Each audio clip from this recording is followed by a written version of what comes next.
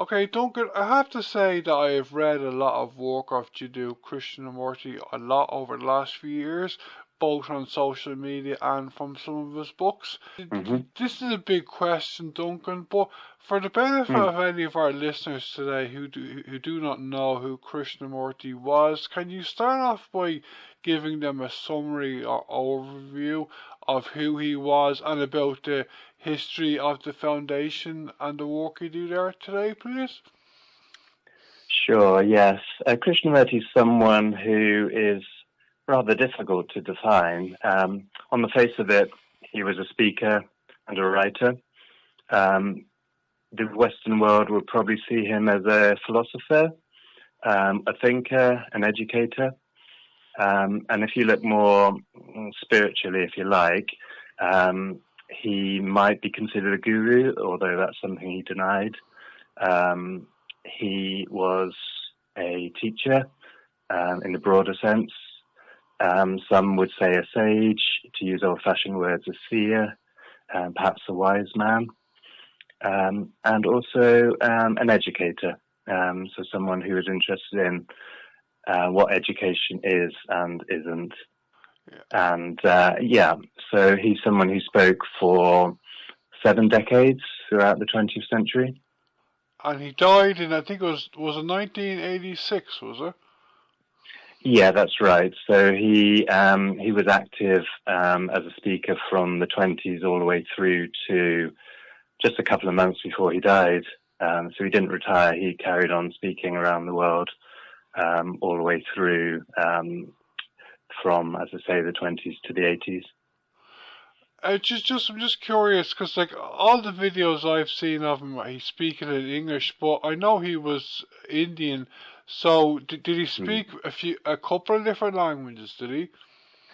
Yeah, he spoke. I'm not sure which Indian language when he was young, but then he was educated in Europe, and I think that sort of slipped away. But he spoke English, French, a little Italian, but he gave all his talks pretty much in English. Yeah, I find his early life remarkable because he started off as being treated like a guru as a child, but then he left all that and went an independent way. Could you tell our listeners a bit Mm. about that, please?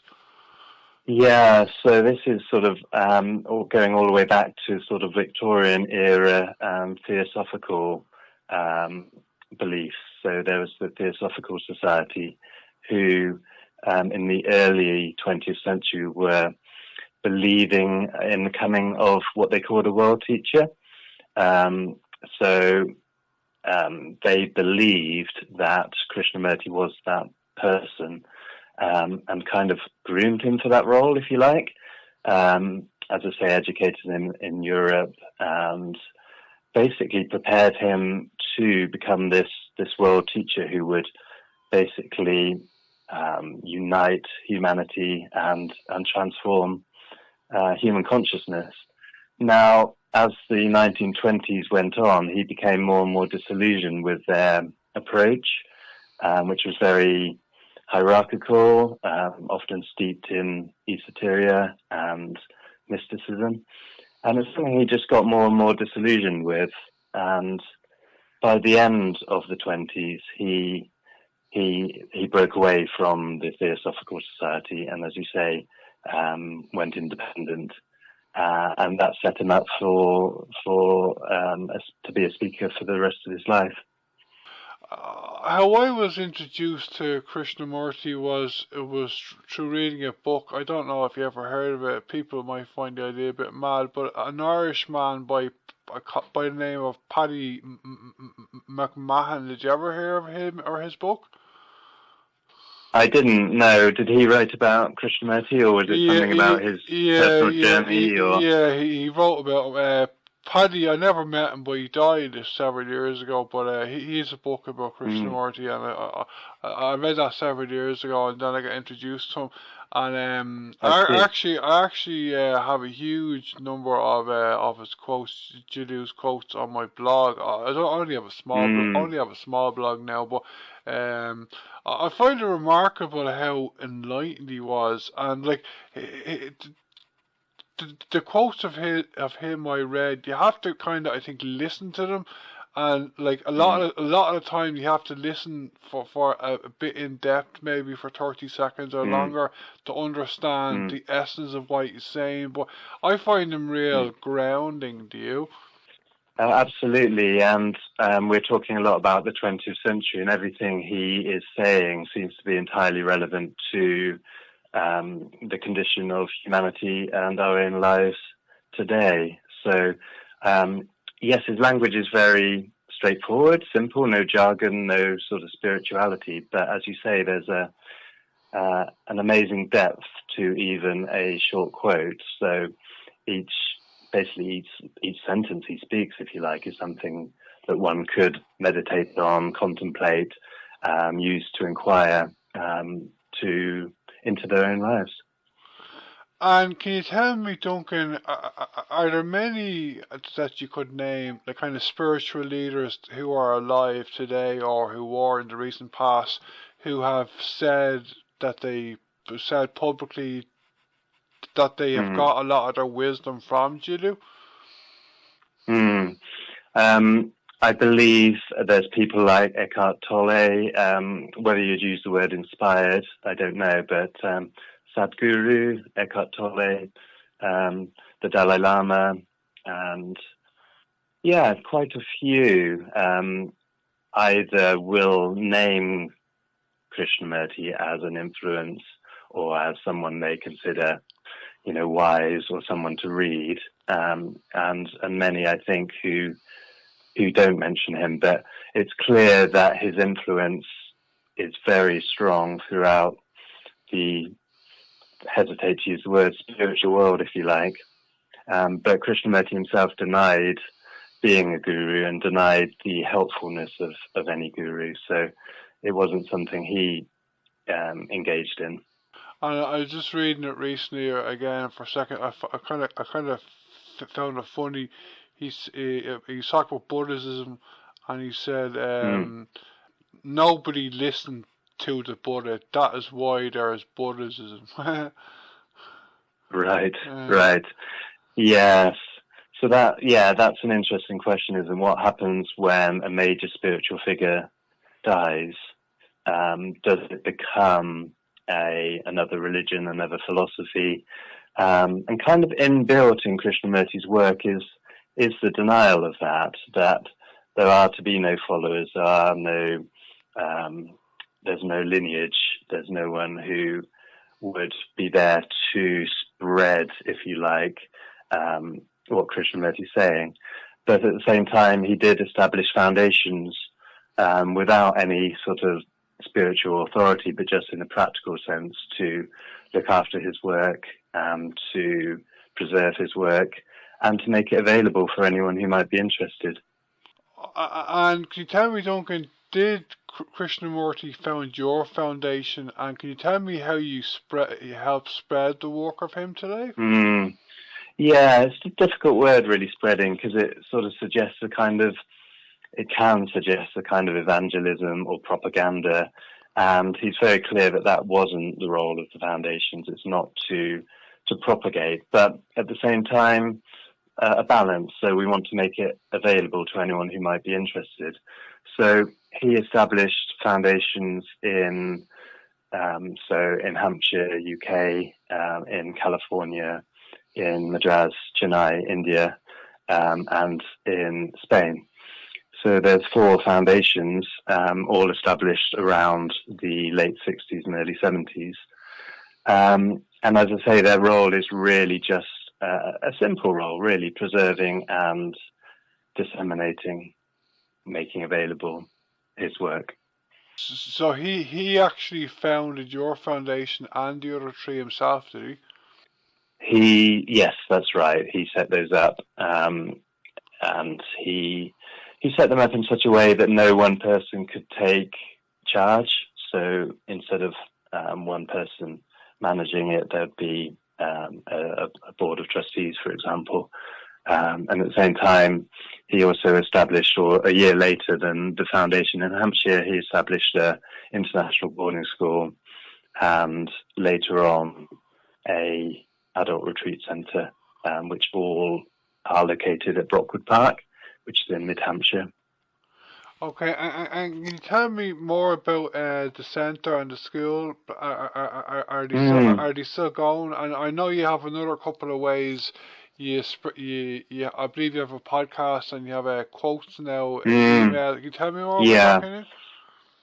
Sure. So Brockwood consists of the Brockwood Park School, which is an international boarding school with around, I think, 65 students from all over the world. So Krishnamurti saw the way education was going, and he saw the conditioning of our young people through education, and looked to see if there was a different way of educating. So that was the sort of reason for the foundation of the school. Then the retreat centre, as I say, came later in the mid-80s. That's a retreat centre for adults where people can come individually or to join a group retreat. It's a place of no spiritual authority or guidance, a place of inquiry, study, and dialogue, and sort of exploration, really, freedom to inquire into our lives and consciousness and the world in light of Krishnamurti's teachings. And then within the same building, we have the foundation itself, which is a charity which oversees the school and the foundation. And we also look after the archives. So we have an archive vault with the original materials, which have all been digitized, which you can find on YouTube and social media.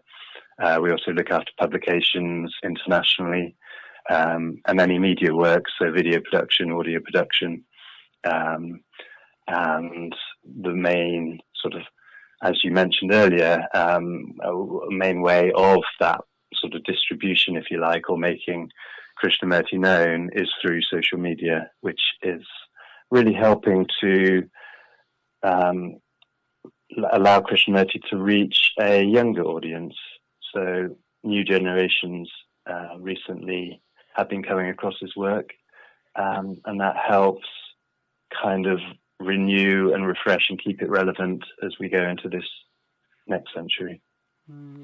I was looking at your website yesterday, and the centre you have. I know it does be booked up your space every month in advance. But I find it remarkable as well that you have a school. Like this is for second level students, is it? That's right, 14 through 19.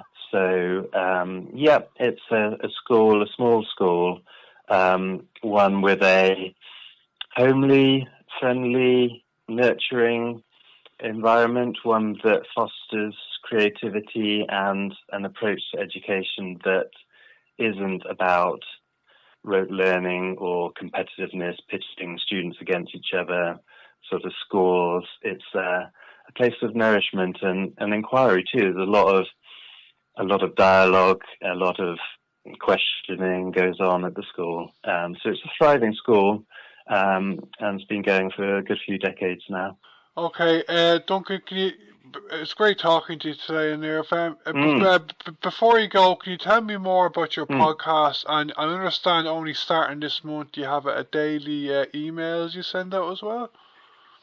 Yeah, sure. So those are two later initiatives. We've done already 280 something episodes of the podcast. So each fortnight, that is something I work on, actually. So I piece together extracts from Krishnamurti's talks around a particular theme that hopefully people find relevant. So major themes such as freedom, love, compassion, more than 200 different subjects by now, and they're around an hour long, and they're available on all the usual podcast formats. And it's a good long-form listen that people like to listen to when out and about, when commuting, for example, and a really good way to both be introduced to Krishnamurti, but also to sort of do deep dives. And then the daily email is something we started this year, which, although it started on January 1st, you can sign up for at any time, and you basically get 365 days of text extracts. So from a few lines to maybe a good few minutes read. And the subjects kind of unfold through a series of 4 subjects over maybe 10 or 11 days or so. And then a new sort of flow is started with a new subject. But each subject sort of unfolds and deepens day by day. And it's hopefully another way to bring some insights, something different into people's everyday lives, and conveniently in your inbox every morning. Okay, Duncan, and if people want to subscribe, if our listeners want to subscribe to your emails or check out your podcast and your work in general, your website is the best place to look at, is it? Absolutely. So that's kfoundation.org, and there's a banner at the top to click on to sign up for the emails. And then the podcasts are very easy to find within the website too. You can find them directly there, and as I say, on all the usual podcast platforms. So yeah, one thing to add would be authenticity is really important in this age of artificial intelligence, people being able to say whatever they want online, and everyone sort of being of equal merit, if you like, which, has its advantages, but also there's a lot of people maybe out there interpreting what people are saying. So we find it really good to keep things really authentic and encourage people to go to the source, if you like.